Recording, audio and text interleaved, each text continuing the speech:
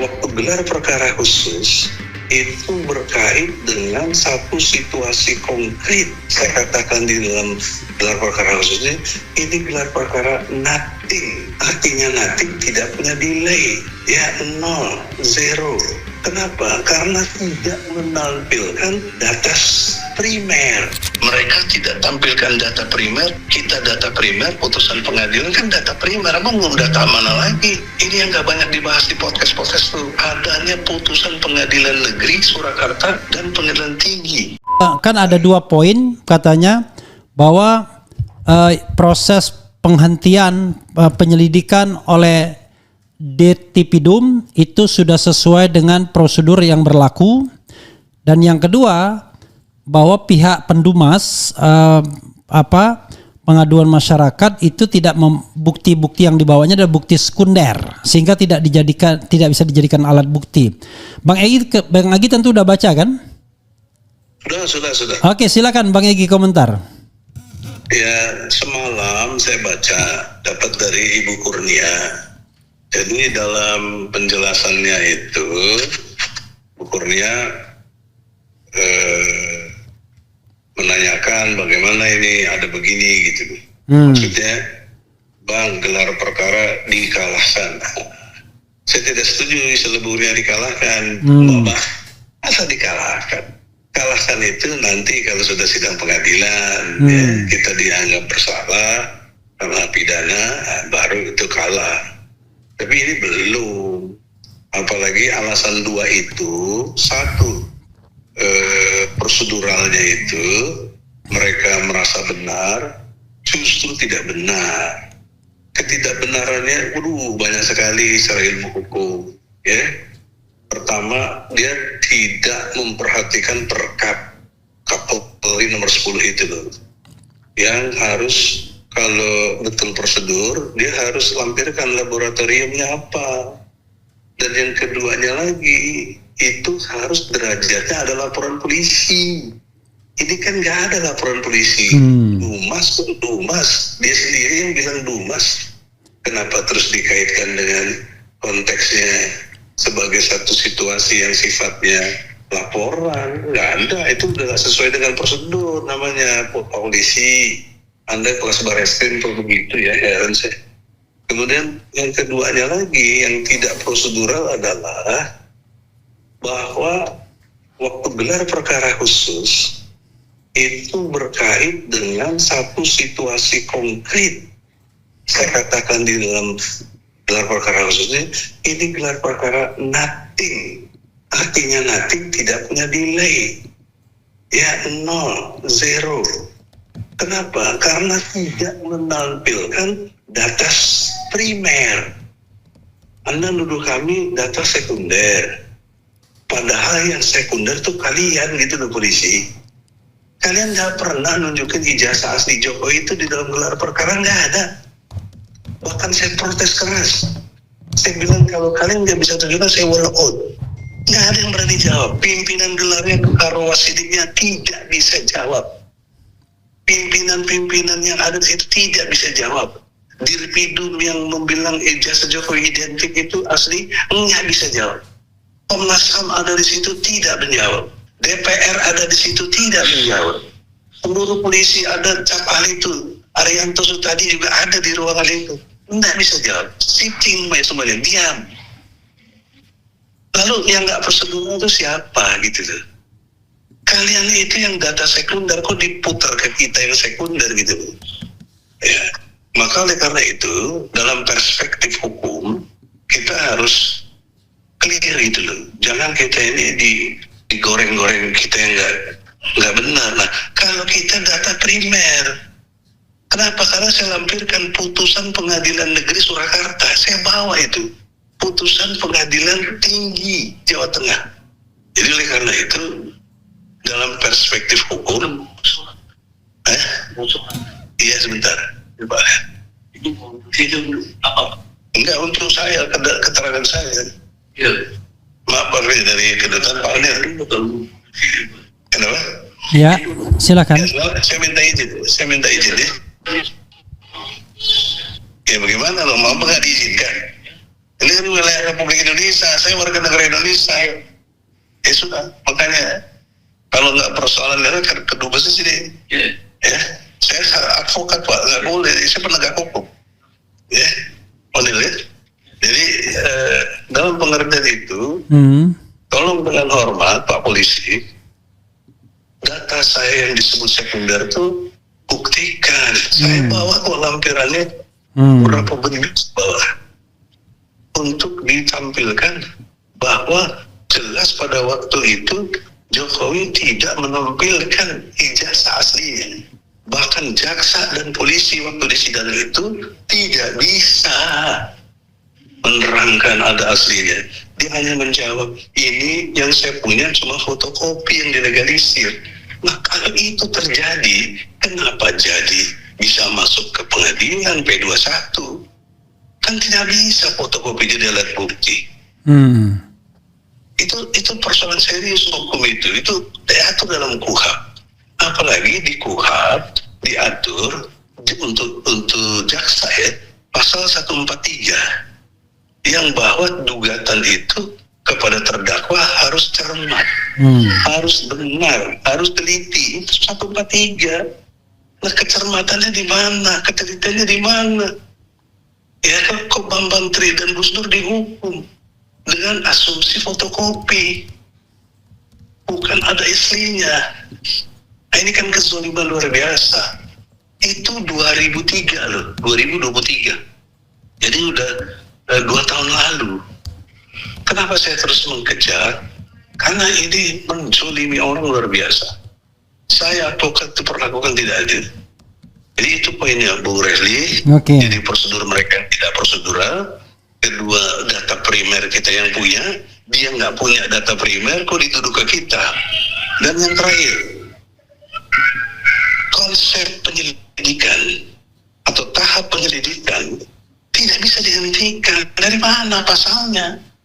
Kok bikin SP3D, surat penghentian penyelidikan? Apa dasar hukumnya Pak Polisi? Oleh karena itu saya minta teman-teman TPWA yang di Indonesia, karena ini situasinya saya kan di luar negeri, sedang juga pemulihan kesehatan ya. Karena sakit saya ini bukan sakit di luar, yang luar alhamdulillah udah sembuh gitu loh. Maksudnya nggak pakai kursi roda lagi, tapi yang di dalam ini kanker usus saya jadi serius. Harus ada proses yang benar gitu loh, Reli. Jadi karena itu fitnah-fitnah yang buat kita ini adalah satu fitnah keji. Terutama kok yang saya heran, institusi polisi yang begitu besar dan dibayari oleh pajak, oleh APBN kita ini. Saya ikut bayar pajak, Refli bayar pajak, everybody orang desa bayar pajak. Kok dipakai untuk menggunakan kepentingan Jokowi gitu loh. Ini penyimpangan yang luar biasa. Prabowo ulah cicing wae, Prabowo tolong. Cicing wae itu apa artinya? Diam aja. Diam aja itu bahasa Sunda. Oh. Kalau bahasa Palembang apa tuh cicing wae itu? Diam aja tuh. Diam bae. Diam bae, jangan diam bae. Ini udah kenapa? Katanya presiden nggak bisa ikut campur. Bagaimana logikanya nggak ikut campur? Presiden itu atasannya polisi. Presiden itu atasannya jaksa yang bicara wilayah hukum. Kok ketika situasi nggak boleh turun dong. Logika struktur kekuasaan itu jangan dipelintir-pelintir begitu. Ya, jadi saya minta itu nota protes saya tujukan kepada Bapak Presiden Prabowo, tolong dengan hormat, nota protes ini resmi. Saya di pemerintahan nih, di kedutaan nih, ya jelas kok. Nanti videonya itu wilayah Republik Indonesia ini hukumnya Indonesia. Jadi saya duta besar itu berkuasa penuh mewakili Anda Presiden di sini. Jadi saya sampaikan protes di sini ya kepada negeri, karena saya bisa podcast di jalanan di London itu bisa di mana, tapi kan nggak ada nilai hukum kalau tidak di kedutaan besar, itu maksudnya.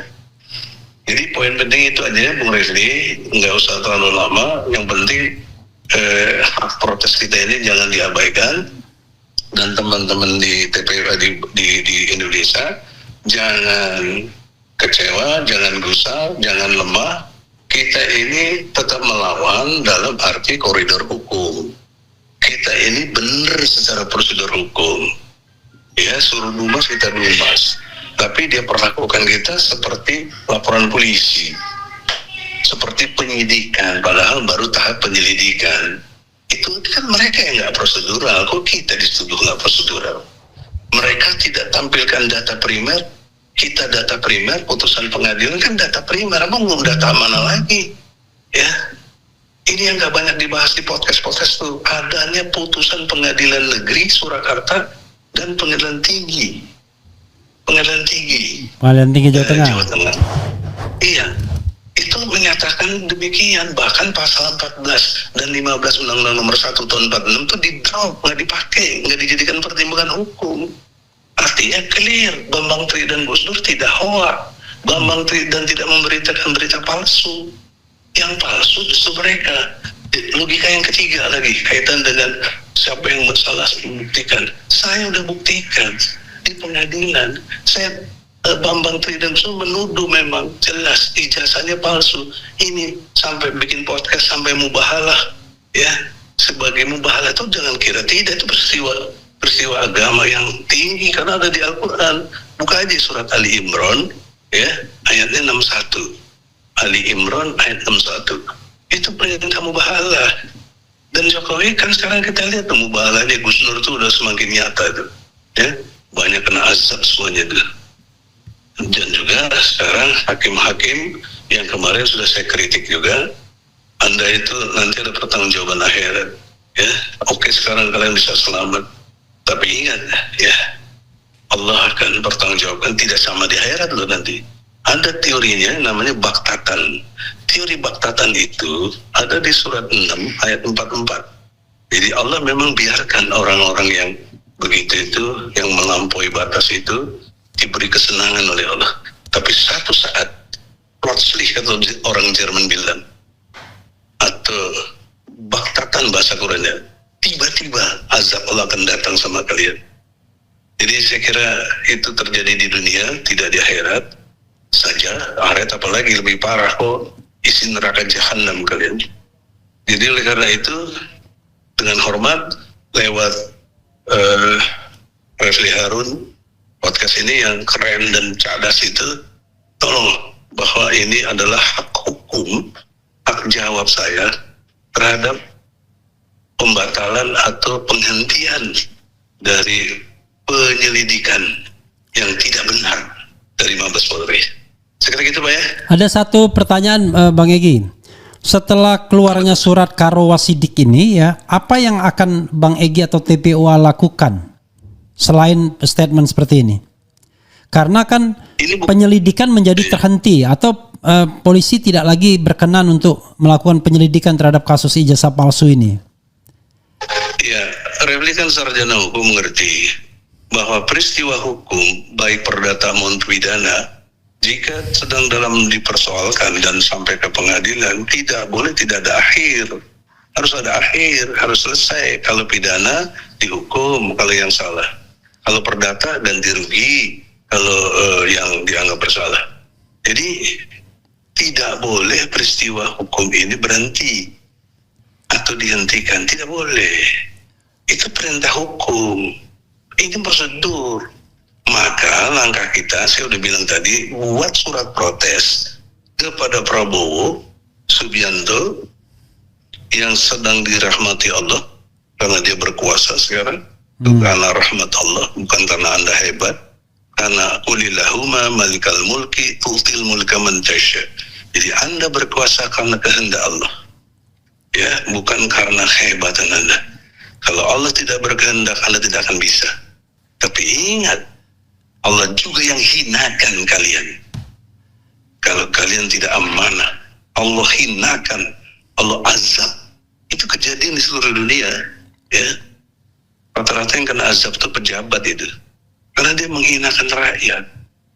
Rakyat disindas gitu loh. Maka surat protes kami mohon ditanggapi.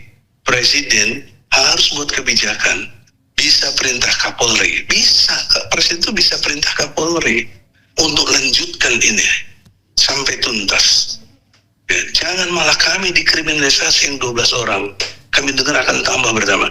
Ingat ya, penjilat-penjilat Jokowi, kalian itu bisa saya kenakan nanti pasal 55 KUHP. Kalian turut membantu Jokowi. Kemarin aja alumni aja banyak nggak bener kok. Masa kenek mobes, tukang ban juga. Ada lagi alumni ITB, masuk jadi alumni UGM. Itu bagaimana? Bagaimana bisa itu terjadi? Dan polisi kok cicing ya, mestinya langsung diperiksa ya orang-orang itu. Enggak, tapi giliran kami langsung diperiksa. Bahkan lawyer tidak boleh digugat juga. Ya, tadi kita proses juga si Paiman itu, saya kenal juga. Kagak pernah ngomong Paiman juga, kagak digugat. Si Farhad Habas juga ngerti saya advokat, dia advokat nggak bisa digugat pasal 16 Undang-Undang nomor 18 tahun 2003. Jadi karena itu dengan hormat, ini hukum, ya, jangan juga dilanggar lagi, gitu loh. Itu langkah kita pas konkret langkah kita itu.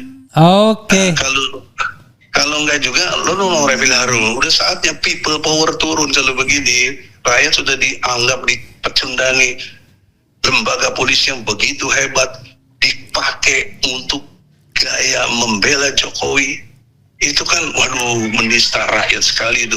Kan kalian tuh uangnya, seragam kalian itu, pistol kalian itu kan dari rakyat. Allahu Akbar. Saya kira begitu ya, Ferry. Oke. Ya, makasih Bang Egy. Waalaikumsalam. Salam sama Dubes kalau ada. Dubesnya nggak mau ketemu, takut tadi. Oke. Assalamualaikum warahmatullahi wabarakatuh. Waalaikumsalam. Ya, sobat era sekalian, tadi dengan Egy Sujana ya, langsung dari London, dia di Kedutaan Besar Republik Indonesia, ya, wakil pemerintah Republik Indonesia di London, di teritorial Indonesia, menyampaikan protes melalui channel ini mengenai surat dari Karo Wasidik yang mengatakan dua hal, bahwa sudah sesuai dengan prosedur apa yang dilakukan oleh Diktipidum, Direktorat Tindak Pidana Umum Bareskrim, di mana mereka melakukan penghentian penyelidikan. Dan yang kedua, katanya data-data yang dibawa oleh Pendumas itu data sekunder semua sehingga tidak bisa dijadikan alat bukti. Egy Sujana protes, bagaimana mungkin putusan pengadilan dibilang data sekunder. Dia bawa ya putusan pengadilan, ya tentu salinan putusan pengadilan yang resmi kan, dari Pengadilan Negeri Surakarta di Pengadilan Negeri di Pengadilan Tinggi Jawa Tengah, di mana Bambang Tri itu dikatakan menyebarkan berita bohong bersama Gus Nur, tetapi kemudian dikoreksi di Pengadilan Tinggi, bukan berita bohong lagi tetapi ujaran kebencian. Jadi sobat era sekalian, saya baru sadar juga ya mengenai data primer bukti pengadilan. Jadi selama ini orang terfokus pada Roy Suryo dan Rismond saja, tapi lupa bahwa ada data berupa putusan pengadilan yang sama sekali tidak menghadirkan ijazah tetapi sudah menghukum orang ya. Begitu sobat era sekalian, coba kita sedikit bacakan komentar sobat era sekalian. Setelah ini nanti akan datang Antoni Budiawan, mau bicara mengenai Tom Lembong, Kwik Kian Gi yang meninggal dunia ya, kita kehilangan tokoh besar. Kemudian bicara juga tentang bagaimana nasib ekonomi era pemerintahan Prabowo ini, di mana kehebatannya yang katanya memunculkan optimisme dan lain sebagainya. Ini breaking news kita ya, semalam saya sudah ungkapkan ini ya tengah malam, karena saya tidak sadar, saya pikir itu surat panggilan buat Rizal Fadila, ternyata surat pemberitahuan mengenai hasil gelar perkara khusus.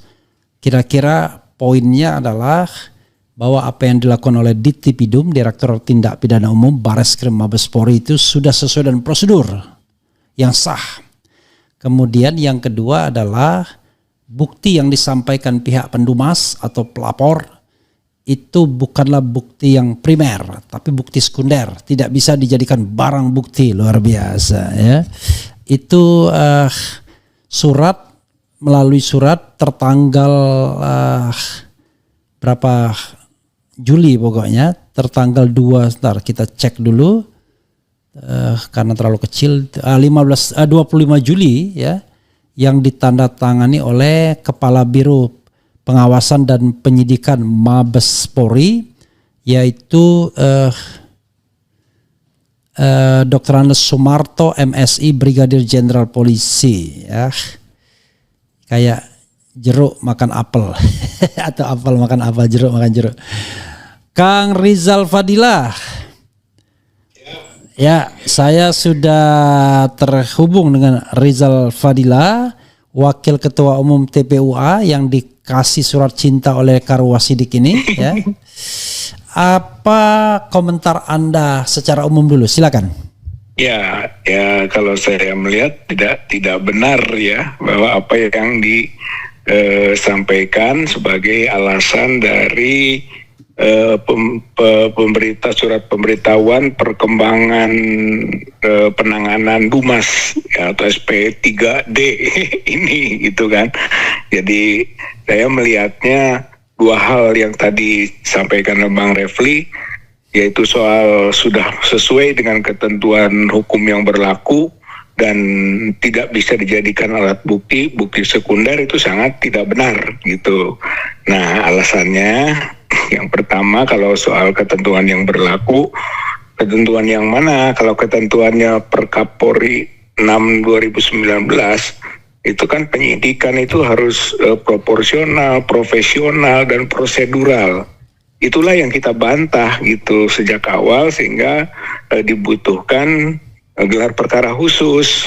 Misalnya pada aspek prosedural, kan prosedurnya juga tidak benar gitu, di mana misalnya waktu gelar perkaranya tidak melibatkan pihak yang pokok gitu, kemudian tidak juga tuntas, tidak lengkap seperti yang kita ajukan, misalnya Pak Roy dan Pak Rismon tidak pernah diminta keterangannya, jadi kemudian kita dorong supaya Pratikno dan Kasmujo juga diminta keterangan, tidak dilakukan, artinya tidak lengkap dan tidak tuntas. Kemudian yang ditayangkan juga itu fotokopi, seperti menghindari penayangan ijazah yang asli gitu, yang di fotokopi, aneh kan? Berarti pelanggaran prosedural itu belum lagi soal ketidakcermatan seperti berarti misalnya dia bukti sekunder juga begitu. Iya, dia juga bukti sekunder itu. Nah, ini dikaitkan nanti dengan yang kedua, Bang, gitu, bahwa KUHP itu tidak mengenal bukti primer, bukti sekunder. Kita harus berbasis hukum dong, gitu kan. Yang disebut alat bukti menurut KUHP pasal 184 itu kan ada 5. Satu, keterangan saksi. Kedua, keterangan ahli. Ketiga, surat. Keempat, petunjuk. 5, keterangan terdakwa. Keterangan terdakwa. Ada jadi tambahan mungkin Kang, dokumen elektronik sekarang. Baru tambahan bahwa informasi elektronik atau dokumen elektronik bisa menjadi alat bukti kan gitu. Jadi itu alat bukti dan itu udah sudah diajukan gitu kan pada waktu gelar perkara khusus maupun waktu kita menyampaikan surat bukti tambahan atau alat bukti tambahan. Harus dibedakan alat bukti dengan barang bukti gitu. Kalau barang bukti mungkin bisa saja yang analog tadi, itu sesuatu yang bisa dilihat langsung gitu. Tapi kalau alat bukti lebih luas gitu. Jadi ini masalahnya prinsip gitu, Bang, kalau menurut saya. Ya, biar fair, saya bacakan ya poinnya ya. Jadi poin 1 itu dasar-dasar hukumnya kita tidak usah permasalahkan. Nah, poin 2-nya adalah sehubungan dengan rujukan di atas disampaikan kepada saudara bahwa pada hari Rabu tanggal 9 Juli 2025 Biro Wasidik Bareskrim Polri telah melaksanakan gelar perkara khusus terhadap laporan informasi nomor LI dan seterusnya. Kemudian dengan hasil sebagai berikut.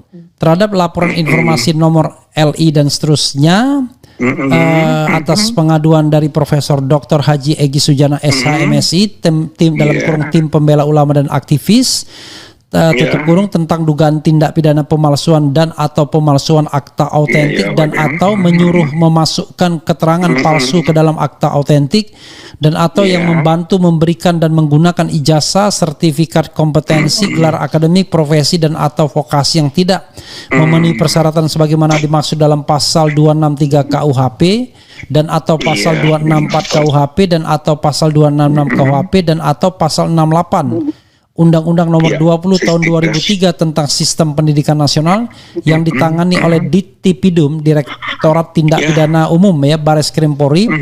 Penghentian penyelidikan sudah sesuai dengan ketentuan yang berlaku. Oke ya. B. Fakta yang dihadirkan oleh pendumas atau pelapor hanya berupa data sekunder dan tidak memiliki kekuatan pembuktian sehingga tidak bisa digunakan sebagai alat bukti. Luar biasa ya. Salah itu. Padahal alat bukti itu tadi keterangan saksi, keterangan ahli, surat, petunjuk, keterangan terdakwa dan tambah informasi atau dokumen elektronik ya. Iya, dokumen elektronik. Masa satu pun tak terjaring begitu ya? Masa iya itu. Tapi kalau yang dinamakan barang buktinya primer, surat, ya satu-satunya barang bukti primer itu yang itu cuma ijazah itu yang dikempit oleh Jokowi gitu ya. Iya, kita nggak punya akses untuk itu. Oke. Kang. Ya. Kang Rizal terkejut nggak atau apa tanggapan tadi kan umum ya, tanggapan yang spesifiknya terhadap hal ini? Untuk apa biasa aja atau gimana? Kalau yang itu sudah bisa diduga, kalau yang kemungkinan sudah sesuai dengan prosedur atau sudah sesuai dengan ketentuan hukum yang berlaku, memang itu mungkin sesuatu yang normatif gitulah, yang nggak bisa diuji juga dalam bentuk perlawanan. Dia akan pilih itu gitu, udah diduga kalau yang itu. Tapi yang kedua bahwa memang tidak bisa dijadikan alat bukti, akhirnya itu agak terkejut juga, karena toh kita juga di saat forum gelar perkara khusus itu kan menayangkan begitu detailnya gitu tayangan yang dikemukakan oleh ahli lah gitu, dalam hal ini seperti perbanding komparasi gitu kan antara ijazah yang 115, 16, 17 itu bang gitu, yang 3 itu kan itu kira-kira clear gitu kan. Masa Kasmujo misalnya gitu, tidak bisa dijadikan petunjuk. Kasmujo dikemukakan gitu kan. Gitu. Kasmujo kan bisa jadi keterangan saksi, bisa jadi petunjuk gitu. Bisa.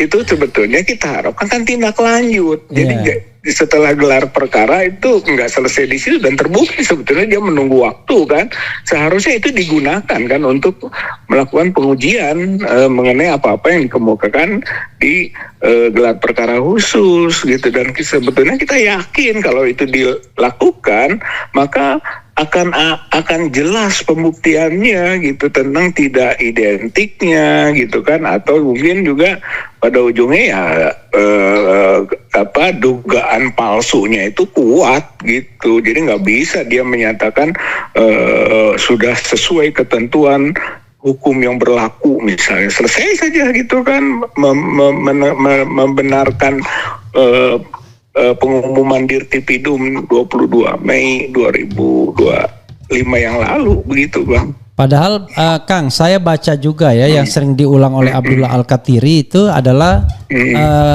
tidak hanya Perkap nomor 6 tahun 2019 tapi juga Perkap nomor 10 tahun 2009.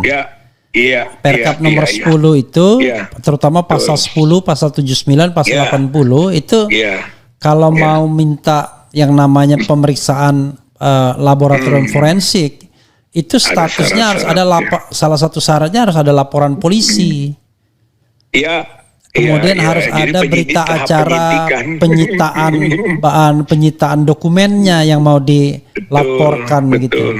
Betul. Dan bahkan secara implisit walaupun tidak ada berita acara pemeriksaan saksi dan berita acara pemeriksaan ahli pemeriksaan tersangka. Walaupun ada kata-kata atau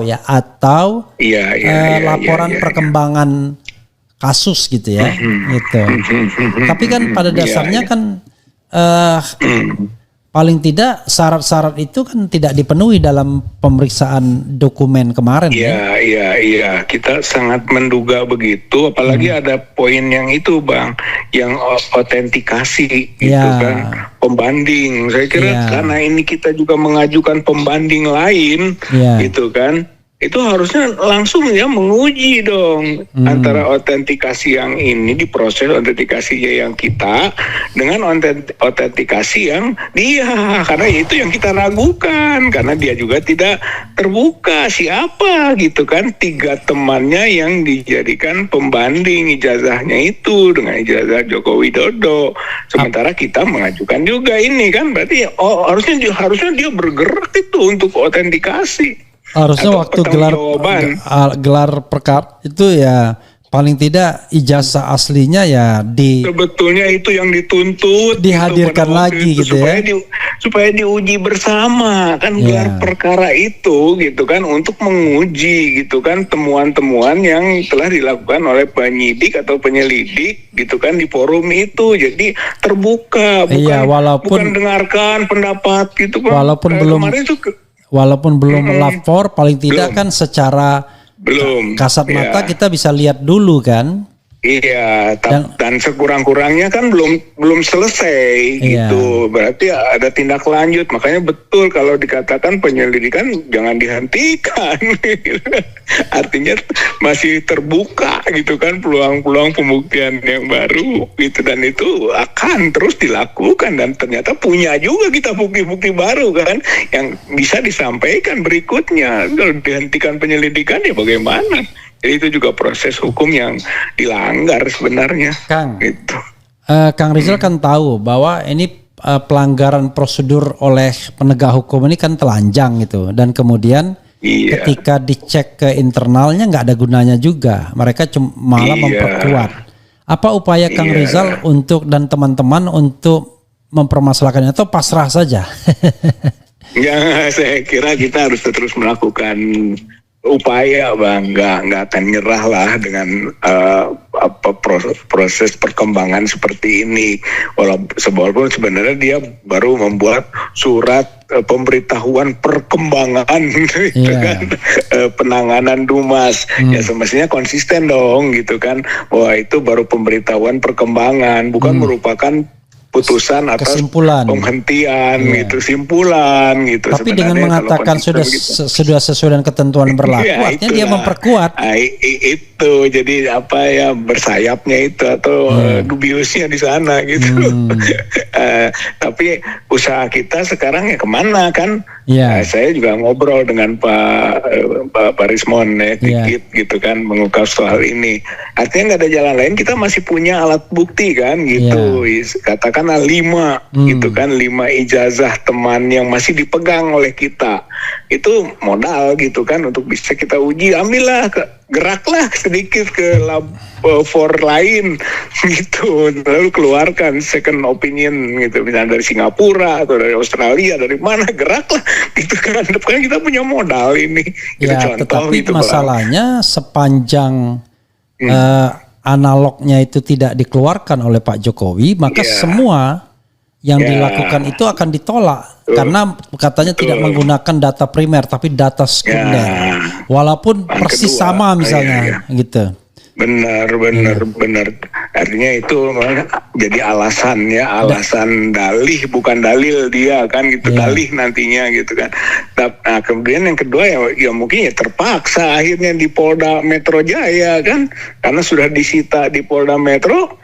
Ya akhirnya kita optimalisasi saja di situ, antara lain ini upayanya gitu kan, karena di situ sudah ada dia pegang gitu kan. Apakah nanti dalam proses-proses penyidikannya gitu kan, awal ini bisa dibandingkan bukti gitu kan, atau tahap kejaksaan, atau pahitnya di pengadilan, itu pahitnya gitu kan. Oke, tapi begini, ada berita pahitnya juga ya. Jadi Kang Rizal mengatakan oke, nanti kita fight di pengadilan ya kan. Pahitnya kita fight di pengadilan kan? Enggak, saya paham.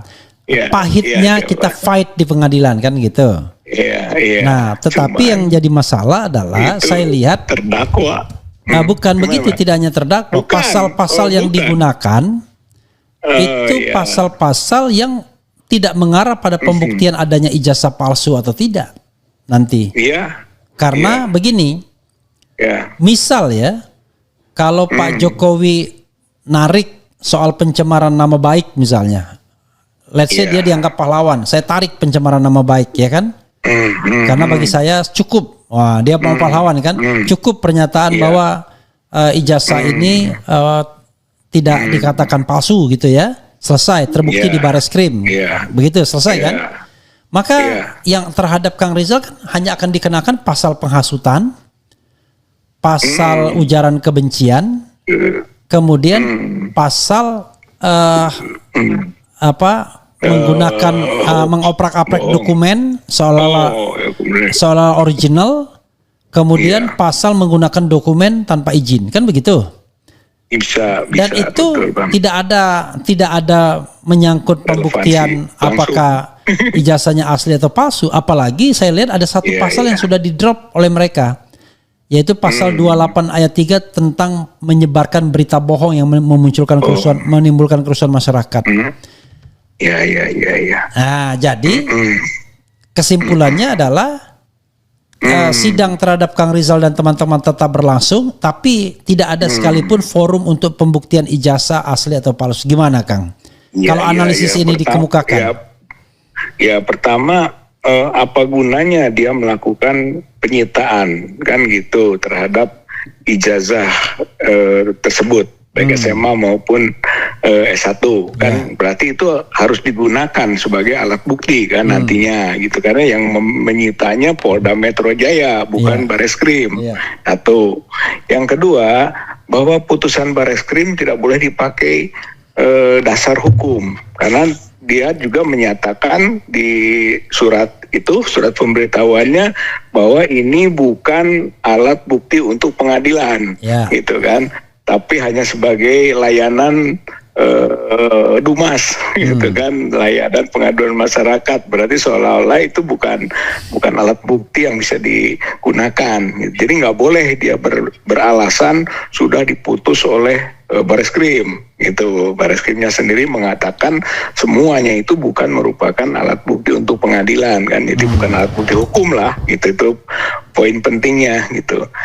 Yang ketiga adalah bahwa pengaduan atau pencemaran nama baik dan fitnah Jokowi yang itu kan masih ada gitu di sana, belum dicabut gitu. Jadi nggak bisa full kita berbasis laporan 5 pelapor yang lain gitu, yang baik penghasutan gitu kan, ujaran kebencian ataupun otak-atik dokumen informasi, toh masih ada di situ berkaitan laporan Joko Widodo pencemaran nama baik, dan itu konteksnya adalah ijazah palsu gitu. Kalau yang itu gitu, kecuali kalau Jokowinya sudah narik gitu, mencabut. Nah itu persoalan yang muncul, hanya tinggal pinggiran-pinggirannya tadi gitu, Bang. Jadi kalau saya kan kemukakan bahwa kalau Jokowi kemudian mau jadi pahlawan dalam tanda kutip, dia tarik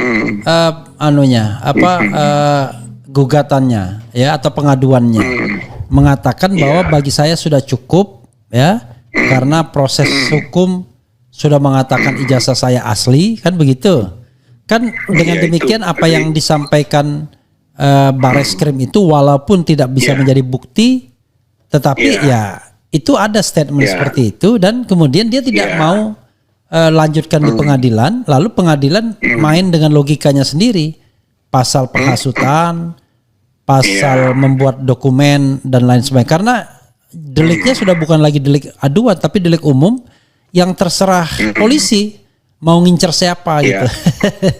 Iya. Ya, tapi itu kan tidak mudah juga gitu menurut Oke. saya, akan menghadapi perlawanan yang keras juga. Toh semua itu berbasis pada ijazah gitu. Apalagi bukti dicabut gitu kan.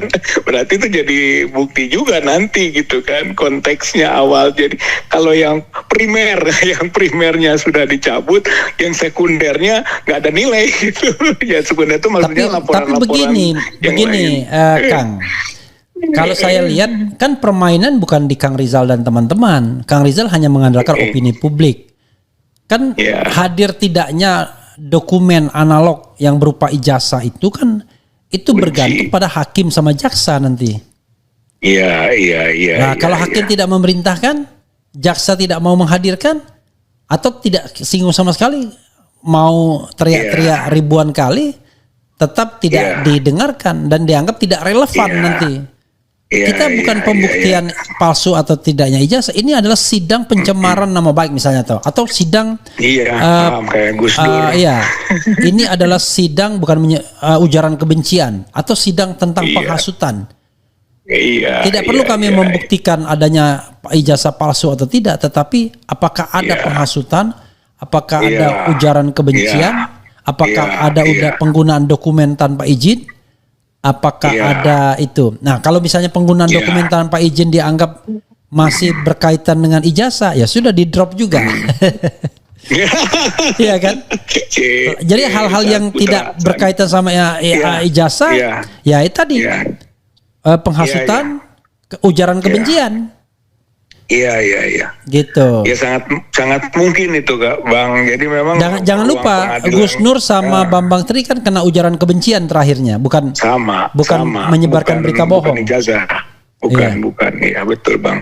Jadi itu mungkin saja, ya udahlah kita all out saja, perang aja di situ, perang hukum maksudnya ya. Jadi walaupun bagaimana bolehlah dia merekayasa segala macam. Tapi kan orang sudah tahu sekarang apapun gitu kan. Kalaupun terus dipaksakan ya kita akan terus melawan sampai titik darah penghabisan. Kata Abraham Samad. Iya. Gini, Kang Rizal ya. Banyak sekali orang mengatakan saya akan melawan dan lain sebagainya ya. Tetapi seperti Gus Nur dan Bambang Tri nggak berdaya juga akhirnya. Dihukum tanpa pernah ada ijazah asli dihadirkan. Bahkan itu jelas-jelas mengatakan pasal tentang berita bohong itu Undang-Undang Nomor 1 1946. Tetap aja dihukum. Iya, saya kira kita harus siap Bang gitu, kan harus siap jadi martir juga gitu kan untuk satu perubahan itu gitu. Jadi nggak usah kecil hati gitu. Kalau memang dipaksakan ya itulah kekuasaan kan. Tapi kalau udah niat dari awal melawan kekuasaan gitu kan untuk kebenaran, kejujuran, keadilan, ya risiko itu ya harus terima. Tapi dari risiko itu diharapkan kebenaran, kejujuran, keadilan terus berjalan upaya perjuangannya gitu kan, toh bisa berkelanjutan gitu kan, apa selesai gitu kan dengan hasil, dengan dihukumnya gitu kan orang-orang atau kriminalisasi gitu kan, selesai saja. Enggak, akan terus itu selama si dokumen itu kan masih disembunyikan dengan berbagai rekayasanya gitu Bang. Oke, coba kita bacakan nanti Kang Rizal kasih respons umum ya. Luar biasa pengaruh mantan presiden terhadap Parcok. Makanya jangan berharap ke Parcok, pasti ujungnya kecewa. Penyakitnya sudah kronis stadium 7. Presiden ke-7 Jokowi.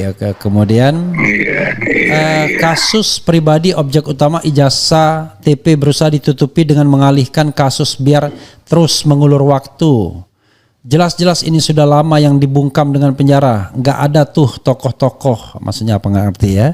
Sebegitunya kepolisian kita semua, padahal Bang Roy Suryo dan kawan-kawan bilang waktu gelar perkara khusus kedua itu tidak ada satu dokumen pun ditampilkan oleh Bareskrim dan tidak ada bantahan dari pengacara Jokowi. Nanti diceritakan ya apa adegan di gelar perkara khusus itu. Belum puas negeri ini diacak-acak oleh Jokowi, kini dia sibuk untuk memenjarakan orang. Apa artinya surat itu Bang RH? Artinya adalah bahwa penghentian penyelidikan itu sah. Itu artinya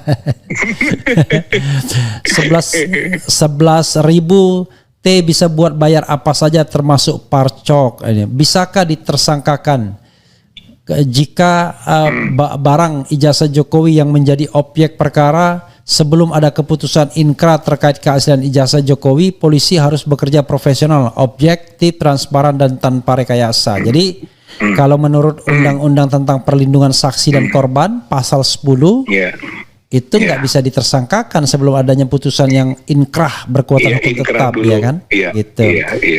Jadi kalau misalnya tidak ada pembuktian bahwa ijazah itu asli atau palsu, seharusnya tidak boleh ada tersangka atau terdakwa yang terkait dengan ijazah itu. Tapi tadi dia belok ke tempat lain. Gawangnya dipindahkan itu. Ya, gawangnya dipindahkan kan begitu, ya kan? Kemudian ada yang bilang tinggal nunjukin ijazah asli aja susah amat, muter-muter kemana-mana sampai buat reuni-reunian segala aja. Jadi tambah nggak percaya aja selama ijazah asli nggak diperlihatkan ke publik. Bisa diperadilankan nggak Bang RH? Nanti dijawab ya. Bisa, tetapi Anda nggak bisa menjamin karena biasanya kalau sudah di luar melawan kekuasaan, walaupun ceto welo-welo kayak Tom Lembong, ya kan, tetap. Tapi giliran ada itu seorang yang buronan gubernur di suatu daerah mengajukan pra peradilan, dikabulkan. Wakil menteri yang juga terima suap gitu mengajukan pra peradilan, dikabulkan ya, bahkan diangkat jadi wakil menteri lagi kan. Itu yang terjadi faktanya ya. Banyak sekali, saya bacakan semua. Silakan Kang Rizal wrap up dan kemudian jawab. Ya, saya kira soal pra peradilan memang prosedur yang harus ditempuh gitu kan. Kalau misalnya sudah sampai ke tahap penetapan tersangka, saya kira itu prosedur hukum lah. Ya. Dan soal ruang hukum itu sempit gitu, tapi publikasinya, informasinya ya bisa jadi meluas gitu. Jadi tergantung pada penggelindingan gitu kan, opini. Walaupun bagaimana opini juga adalah satu kekuasaan lain gitu kan, yang suatu saat bisa efektif gitu. Dan kan puling-pulingnya Bang Refli kan 90% lebih kan gitu, berkaitan dengan orang yang tidak percaya bahwa ijazah Joko Widodo asli atau sebaliknya gitu kan, yang percaya bahwa itu palsu gitu. Dan termasuk informasi atau pemberitahuan, pengumuman, keterangan dari pihak kepolisian juga tingkat keraguan publik itu kan tinggi gitu. Jadi saya kira di kalangan masyarakat juga lama-lama kan ada gumpalan-gumpalan orang yang ikut mensupport gitu kan. Ada kelompok-kelompok seperti kemarin lah misalnya Civil Society dan Forum Purnawirawan gitu kan, juga mendukung, menekan Barreskrim gitu kan, atau juga sampai kepada menghimbau Presiden gitu kan untuk punya kepedulian tinggi gitu kan. Ya opini publik juga begitu. Kalau misalnya ini terjadi proses kriminalisasi, kan bukan hanya soal Jokowi yang akan disorot, jadi rezim siapa ini terjadinya gitu kan. Nah kemudian di luar juga kan yang digemborkan itu soal pelanggaran HAM. Jadi konteksnya kriminalisasi itu pelanggaran HAM, maka nanti ruang-ruang tekanan internasional berkaitan dengan aspek ini gitu. Jadi forum-forum human right watch-nya lah gitu, semacam seperti itu nggak akan diam gitu. Kalau saya yakin ini akan menjadi pukulan berat bukan hanya bagi Jokowi sudah banyak lah yang menekannya gitu kan, dan meragukannya serta kebohongannya yang luar biasa itu udah pada tahu lah gitu. Jadi stempel itu gitu ya. Kemudian juga pada rezimnya ini sekarang di rezim siapa setelah Tom Lembong, Hasto kan gitu misalnya nih, kemudian tambah lagi sekarang kriminalisasi konteks ijazah palsu, ya berarti capnya itu akan melekat nanti gitu, dan perlawanan publik juga akan terjadi. Kalau saya yakin mahasiswa itu tidak bergerak gitu kalau magnetnya hanya Jokowi. Nah, Jokowi itu kan sudah dalam posisi yang mungkin itu bukan presiden lagi, tidak punya kekuasaan lagi, walaupun informal masih punya pengaruh besar. Tapi mereka menyorotnya ke siapa yang duduk di singgasananya gitu. Nah, itu akan lebih menjadi magnet menggerakkan mahasiswa di mana-mana gitu dalam sejarahnya itu kepada kekuasaan yang established gitu, Bang. Oke, Kang Rizal terakhir ya. Kalau misalnya nanti ditetapkan sebagai tersangka, Kang Rizal dan kawan-kawan akan ajukan pra peradilan. Ya, saya kira itu prosedur itu akan ditempuh gitu kan, apapun yang terjadi kemudiannya gitu. Tapi kan kita harus melakukan perlawanan gitu, secara maksimal lah gitu aja, Bang. Pra peradilan akan kita lakukan. Oke, intinya adalah Tuhan menyuruh berjuang, soal hasil diserahkan. Saya kira itu aja, Bang. Oke. Ya, makasih Kang ya. Ya, sami-sami Bang. Yo, Assalamualaikum warahmatullahi wabarakatuh. Waalaikumsalam warahmatullahi wabarakatuh. Ya, sobat era sekalian, itu dengan Rizal Fadila ya. Memang saya dari awal sudah menebak arah permainan ini ya. Pertama, tidak akan ada forum pembuktian ijazah asli atau palsu. Itu pasti akan dihindari. Dengan segala upaya akan dihindari pembuktian itu. Intinya adalah nanti Roy Suryo dan kawan-kawan tidak memiliki akses untuk melihat ijazah itu. Barangkali bisa melihat sekilas, diperlihatkan, tetapi kemudian dilarang memotret atau apalagi menganalisisnya. Yang kedua adalah untuk itu setiap upaya yang mengarah ke sana akan digagalkan. Dan sudah terbukti, satu, pengadilan di Solo mengatakan tidak punya kewenangan. Karena itu NO, gugatan perbuatan melawan hukum Pak Taufik, dibawa ke ranah pidana, laporan masyarakat atau pengaduan masyarakat hanya ditanggapi dan kemudian dinyatakan bahwa ijazahnya identik dan asli dan selesailah proses penyelidikan, tidak dilanjutkan lagi. Sudah gagal kan? Nah, kemudian di Polda Metro Jaya kita mainkan skenario.